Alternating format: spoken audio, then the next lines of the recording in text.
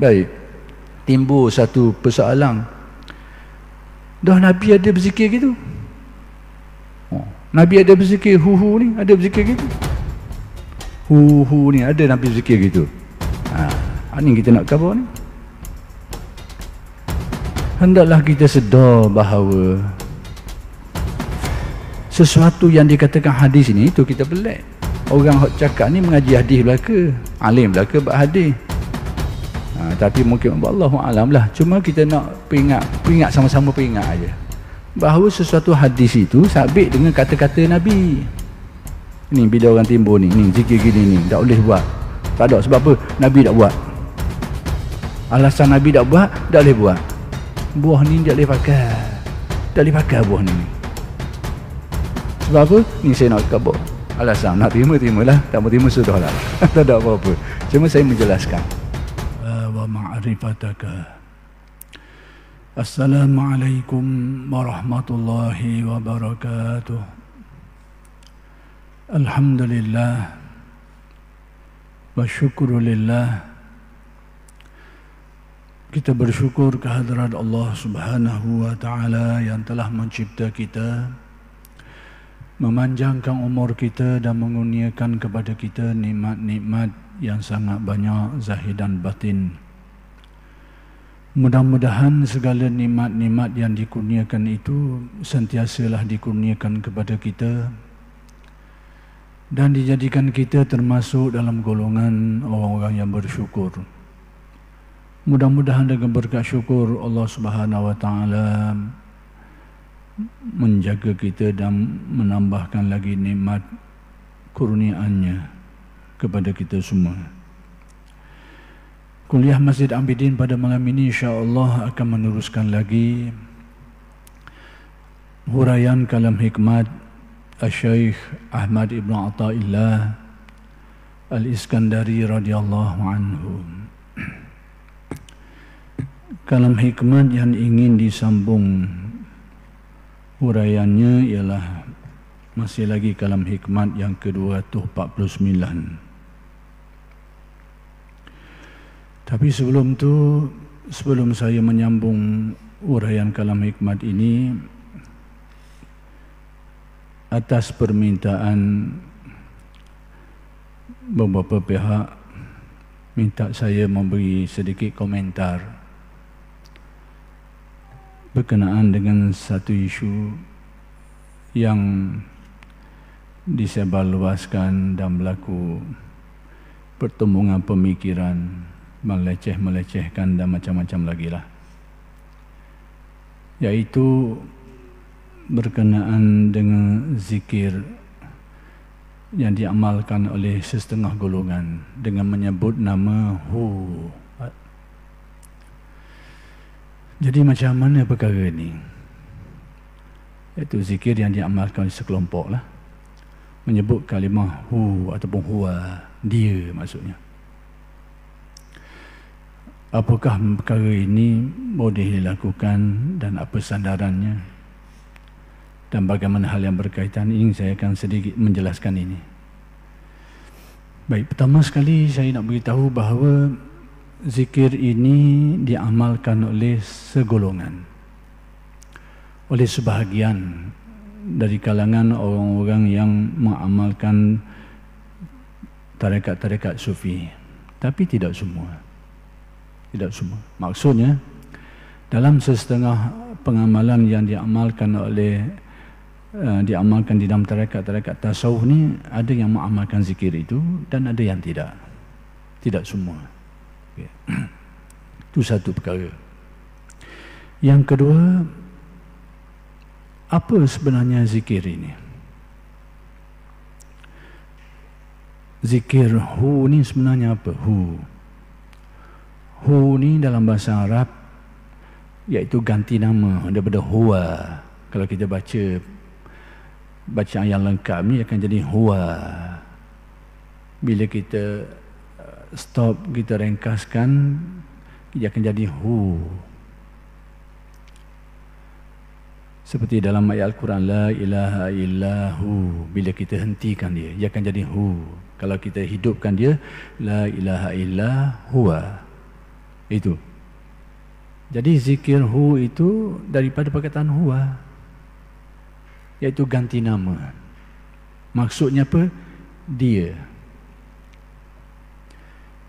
Jadi dia ini, siapa yang dimaksudkan dengan dia? Sudah tentu yang dimaksudkan dengan dia adalah Allah. Jadi bila disebut hu itu atau huwa itu, maksudnya dia, iaitu Allah. Jadi sebahagian ahli tarekat ada yang mengamalkan zikir seperti ini, dan tidak semua, tidak semuanya. Dan saya tak nak menjelaskan tarekat mana, itu panjang cerita. Kita nak fokus kepada dari mana sumbernya dan boleh ke tak. Itu kita nak gambar. Jadi kita tahu secara umumnya dulu macam mana kita nak berzikir. Apa yang kita boleh lakukan kalau kita nak berzikir? Macam-macam.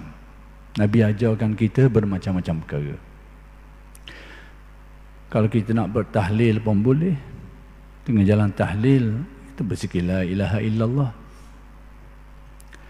Atau kita nak bertahmid, maka kita ucapkan alhamdulillah. Atau kita nak bertakbir, kita akan ucapkan Allahu Akbar. Atau kita nak bertasbih, maka kita akan sebut subhanallah. Itu kalimat-kalimat zikir yang boleh diamalkan. Maka termasuk juga kalimat-kalimat yang boleh dizikirkan ini surah-surah Al-Quran. Surah Al-Quran. Orang yang dia rasa rajin, masa dia banyak, dia nak berwirid, berzikir dengan surah Al-Baqarah. Dia baca, habis sambung, habis sambung. Tak ada masalah. Tidak berzikir, berwirid dengan membaca surah Al-Baqarah. Tak ada masalah. Atau nak ambil surah-surah pendek. Surah-surah pendek. Surah Al-Ikhlas. Dia baca 100 kali sehari, 1000 kali sehari. Tak ada masalah. Itu termasuk dalam jumlah-jumlah zikir yang boleh diamalkan. Maksudnya kita berzikir dengan surah-surah Al-Quran. Tak ada masalah. Nak berzikir dengan surah Yasin, silakanlah. Nak baca pagi sekali, petang sekali, pagi sekali, petang sekali. Nak berwirid dengan surah Yasin, tak ada masalah. Nak berwirid dengan surah Sajdah ataupun dengan surah Al-Mulk, silakan, tak ada masalah. Tiap-tiap semayang, setiap kali lepas semayang nak baca surah Sajdah, silakan, tak ada masalah. Boleh. Tak ada orang kata tak boleh, kecuali orang yang sakit. Sakit ni.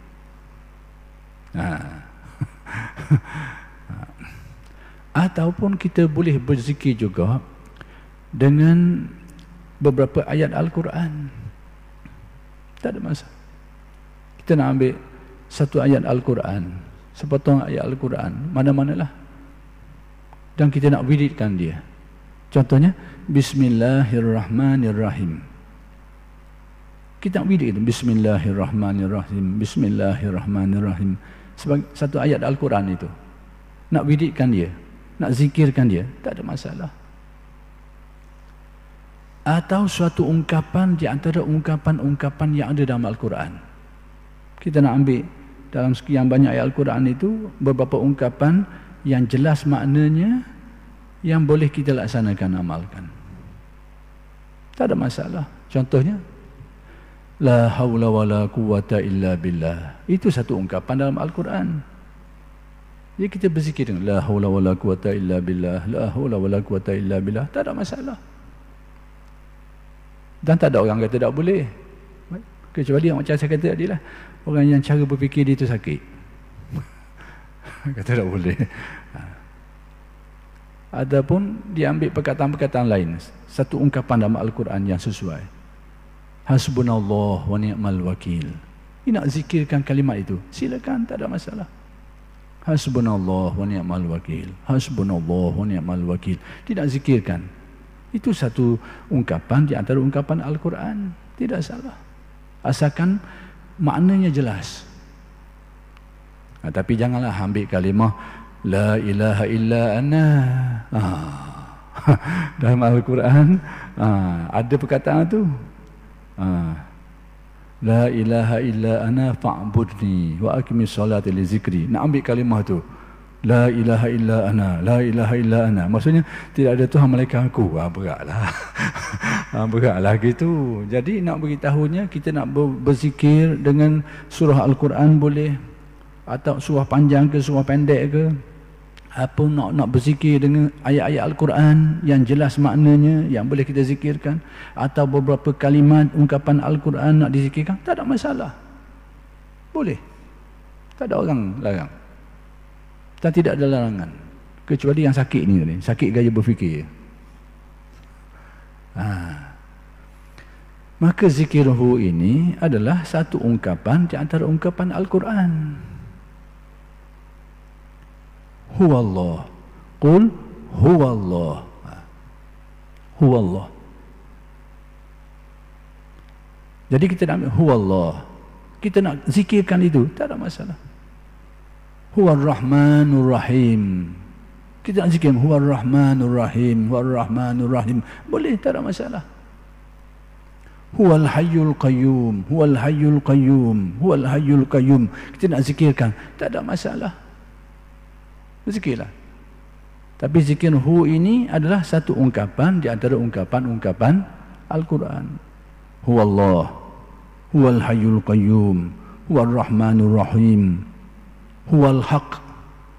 Zalika bi anna Allaha huwal haq. Huwal haq. Boleh. Tak ada halangan.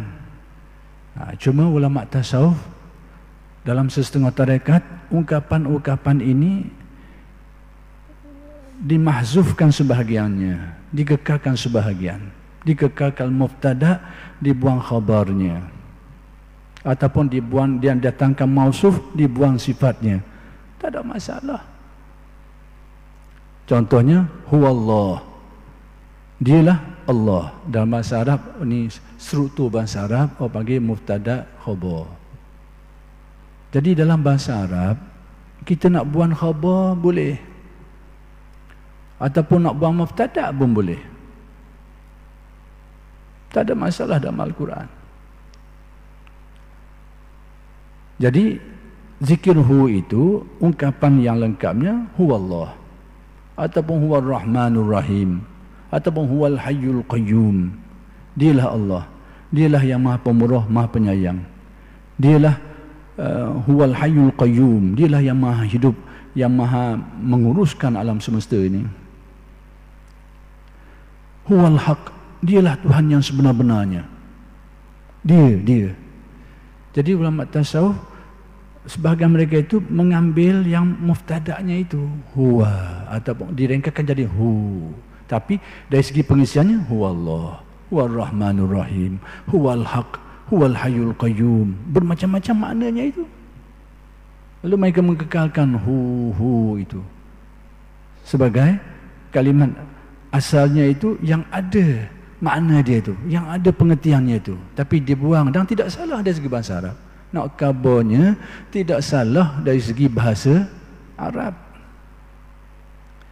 Jangan tanya orang dengar tu kira apa telinga orang. Yang penting orang yang mengucapkan tu, apa yang dia ucapkan tu ada makna tak? Ada erti tak? Itu yang penting. Dengar orang cakap, dengar orang, telinga orang apa Quran, ya enggak macam suara lebah, bolong kali. Kita dengar orang apa Quran kan, bunyi macam lebah je. Layan apa ke telinga orang? Dalam ambil telinga orang tu, yang penting empunya badan tu, berzikir tu, dia sebut benda tu apa inti dia, apa makna dia, apa isi dia. Di situ ukurannya. Jadi dalam bahasa Arab kita boleh mengekalkan dan membuang jumlah yang, kalau ambil mubtada boleh buang khabarnya tu. Dah ada ke gini? Ada ke gini? Soalannya ada ke tak? Tengok apa yang berlaku pada Sayyidina Bilal. Sayyidina Bilal ketika dia diazab, dia diseksa, apa ungkapan dia? Menurut riwayat, ahad, ahad, ahad, ahad, ahad. Dah apa benda? Yang Esa. Kalau bahasa Arab panggil ayat tu ayat sekerak lah, tergantung.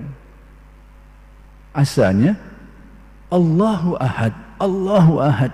Itu kapan dia? Tapi dibuang mubtada tu, tinggal khabar dia, Ahad, Ahad. Tidak salah. Tidak salah. Kalau nak kata salah, salahkanlah apa yang dibuat oleh Bilal tu. Ahad, Ahad disebut. Yang Maha Esa, Yang Maha Esa. Dan siapa dia? Jadi orang hak dengar tu jangan tanya orang dengar tu, kena tanya tuan hak tukang cakap tu. Dia kata benda Allahu Ahad, Allah tu Maha Esa, Allahu Ahad. Tapi dibuang, ditinggalkan khabarnya saja. Ahad, Ahad. Jadi boleh. Boleh. Uslub ini dalam bahasa Arab tidak salah. Tidak salah dari segi bahasa Arab. Itu dia. Baik. Apatah lagi, huwa ini menurut satu pendapat merupakan al-ismul azam.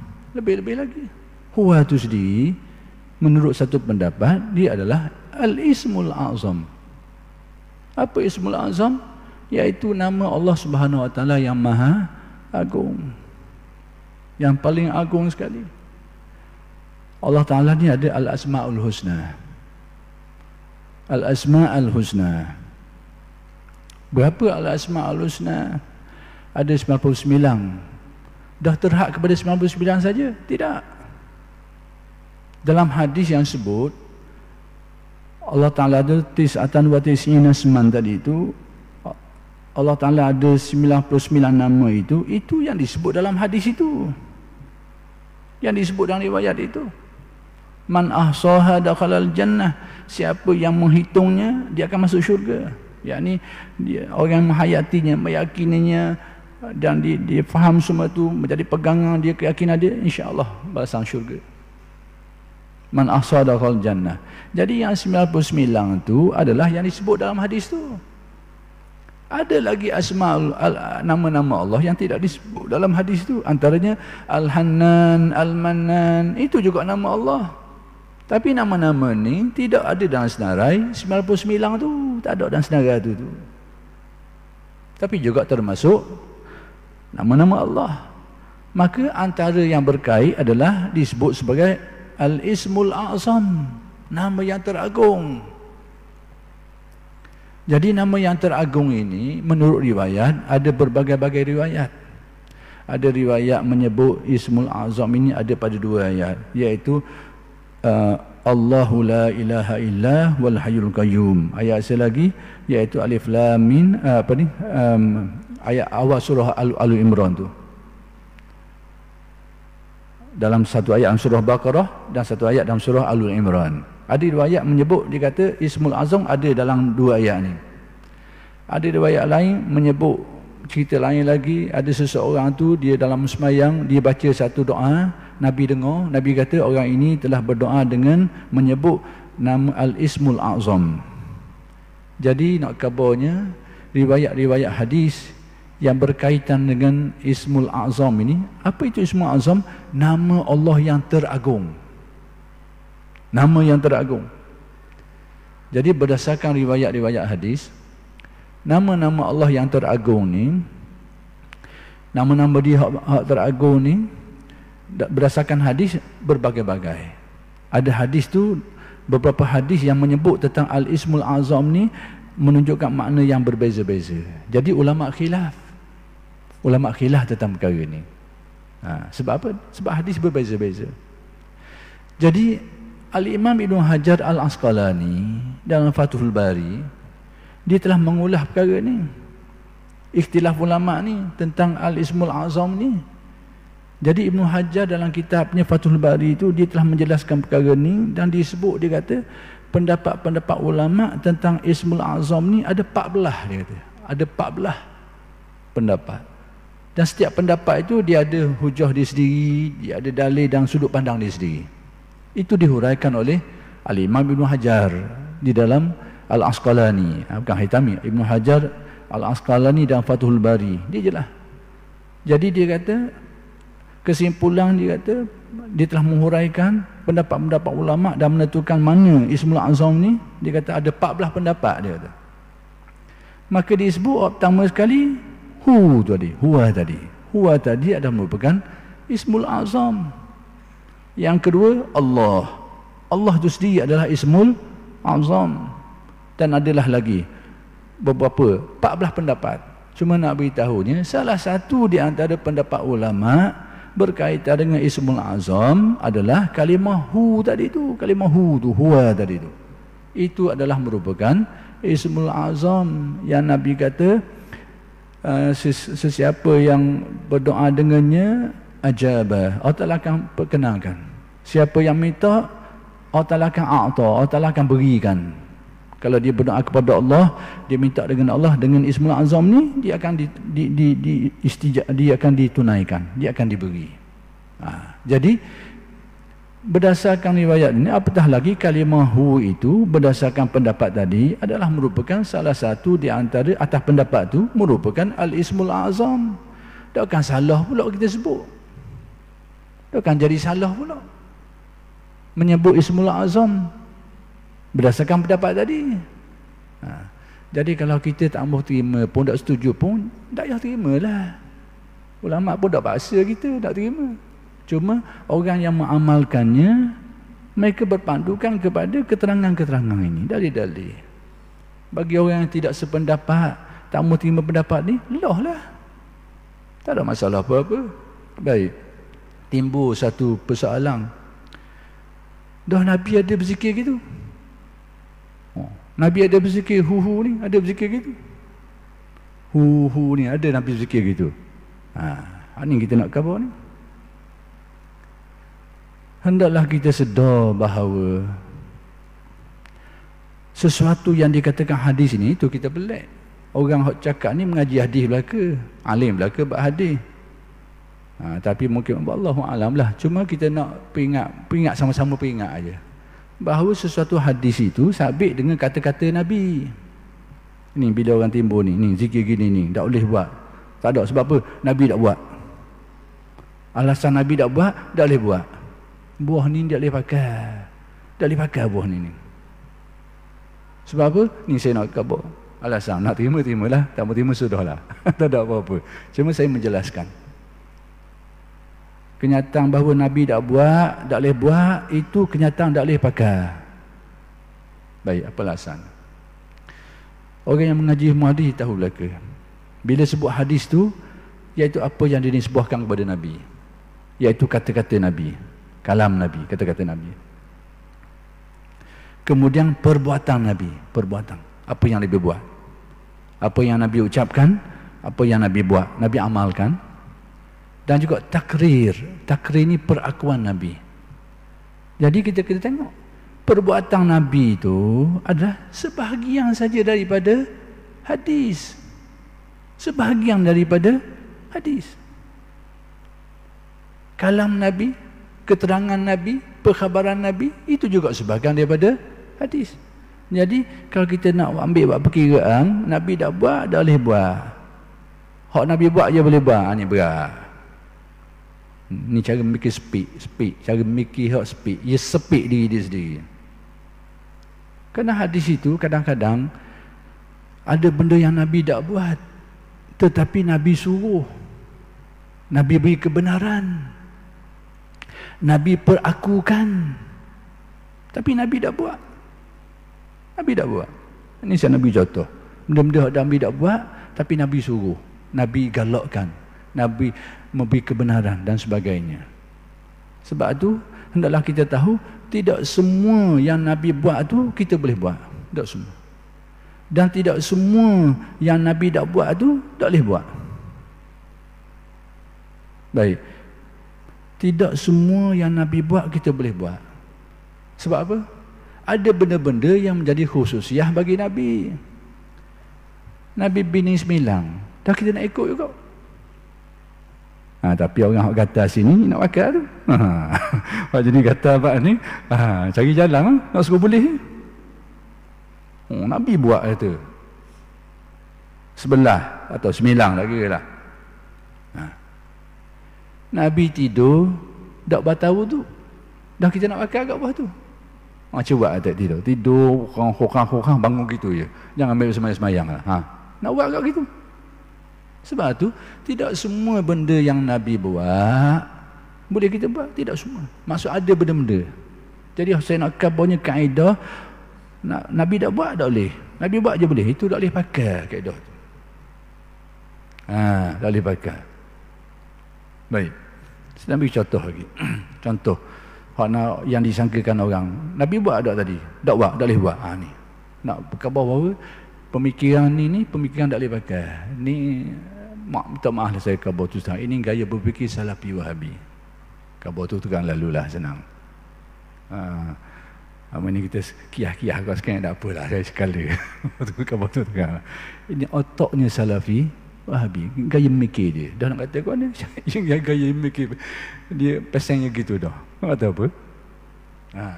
Baik, saya beritahu.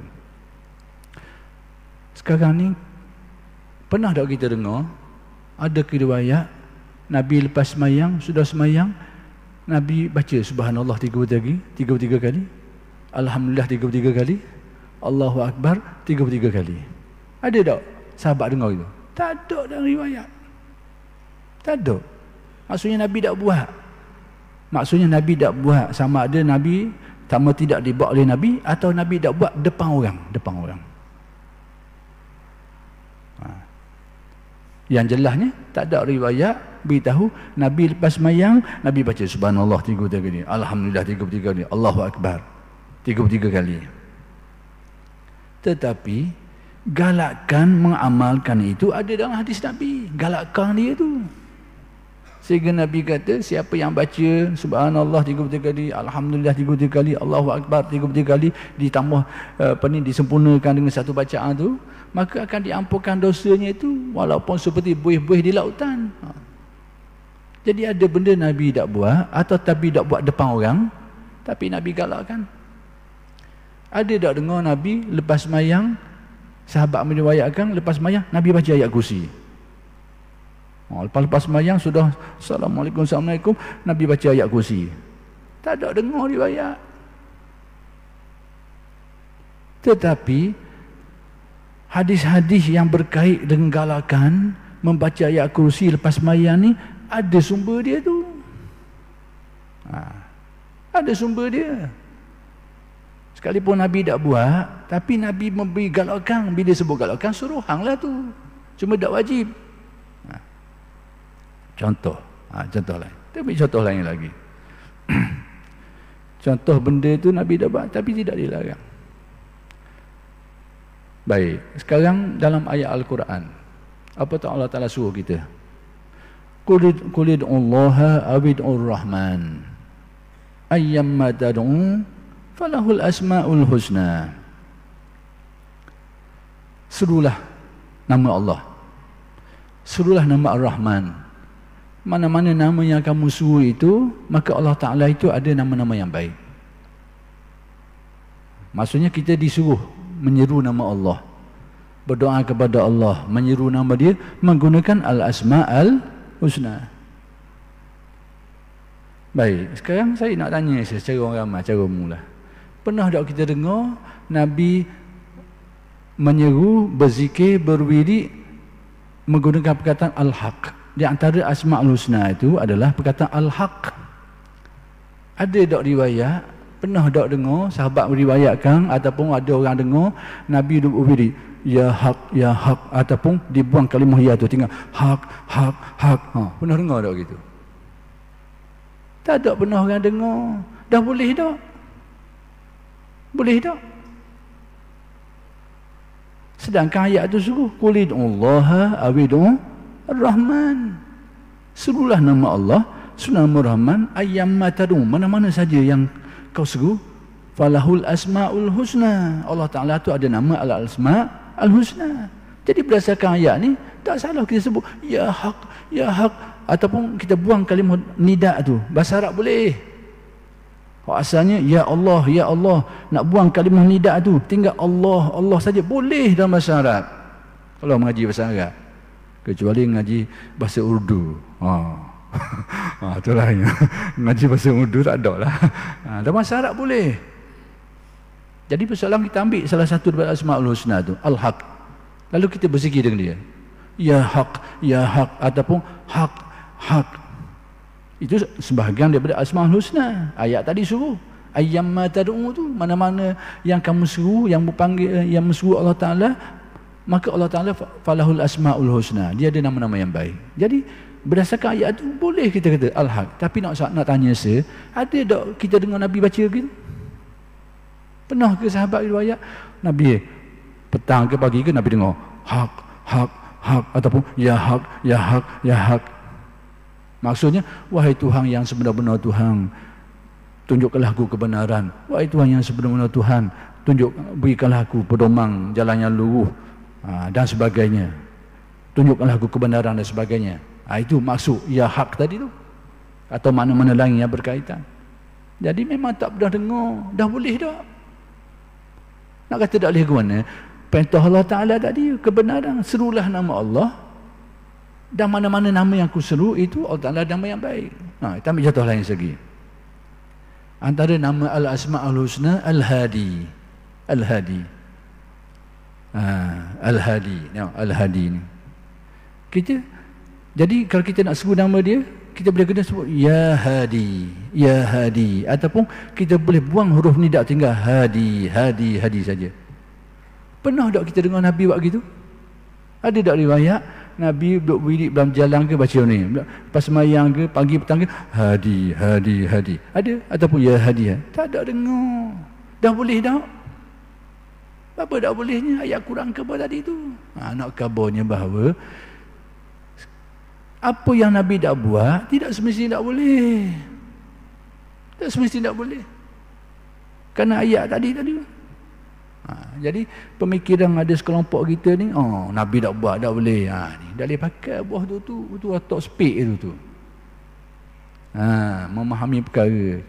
Banyak benda baik. Kita beri contoh lain lagi. Nak contoh, tak ada dengar Nabi sebut, tapi benda tu tidak dilarang. Baik, contoh. Biar panjang ke contoh boleh, tapi habis masa mana ada. Baik. Saya ambil contoh kontroversi sikit. Kita ambil kontroversi sikit lah. Contoh apa benda? Istighasah. Istighasah ni kita minta tolong dengan orang lain, dengan selain daripada Allah Ta'ala. Minta tolong. Kita minta tolong dengan orang.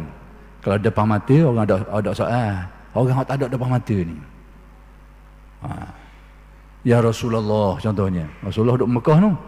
Sudah wafatnya, makam dia ada di Madinah tu. Rasulullah duduk di Madinah, makam di sana. Kita, Ya Rasulullah, tolonglah aku. Boleh tak? Panggil istighasah. Ni kau tanya Salafi Wahabi memang kafir ya. Syirik lah. Memang kerja dia gitu mudah tu, memang kerja utama dia.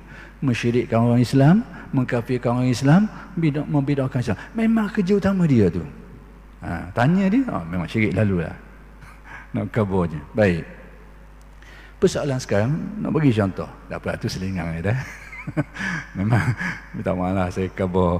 Memang kerja dia tu. Memang dia suka tu. Syirikkan orang Islam, kafirkan orang Islam, bidahkan orang Islam. Memang, tu Ibrahim no. Dia suka benar itu tu. Baik. Sekarang, pernah tak kita dengar Nabi buat gitu?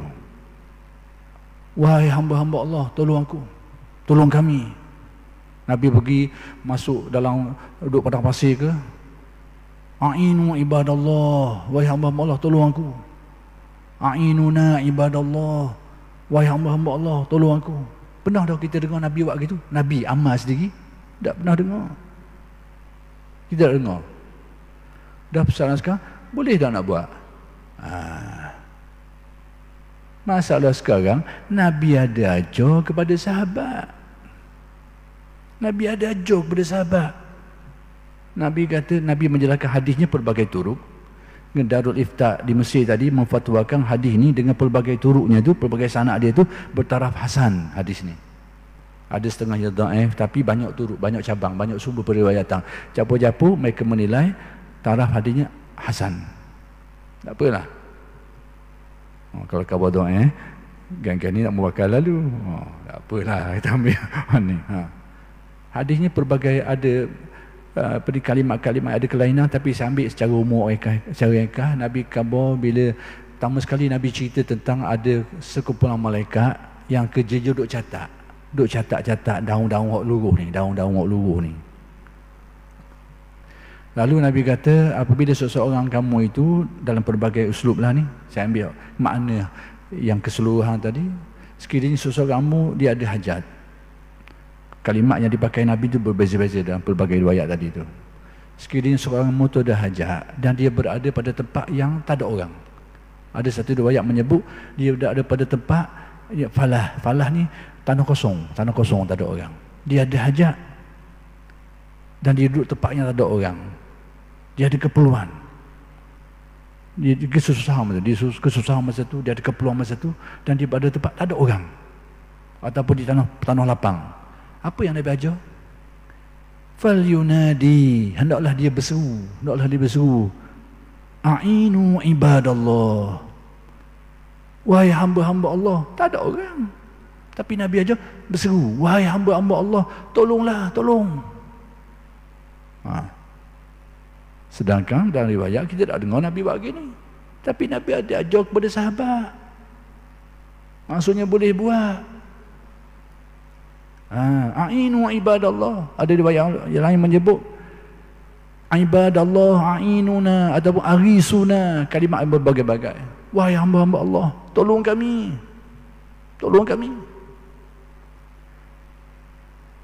Al-Imam An-Nawawi rahmatullah alaih dalam syarah Muslimnya, dah habis juga. Imam Nawawi dalam syarah Muslimnya, dia cerita dia pernah mengalami satu keadaan tu. Dia kenderaan dia temu lagi. Jadi dia tatbik apa yang Nabi suruh tadi tu. Dengan takdir Allah, mari semula binatang temu lagi tu. Hak hilang tu balik semula. Ditatbik apa yang Nabi ajar tadi. Nak kabarnya bahawa tidak semestinya benda hak Nabi tak buat, tak boleh buat. Tapi ialah dekat nasi kena ni siapa dah nak panjang lah. Itu berarti insya-Allah kalau ada ruang akan datang saya sambung sekali lagi.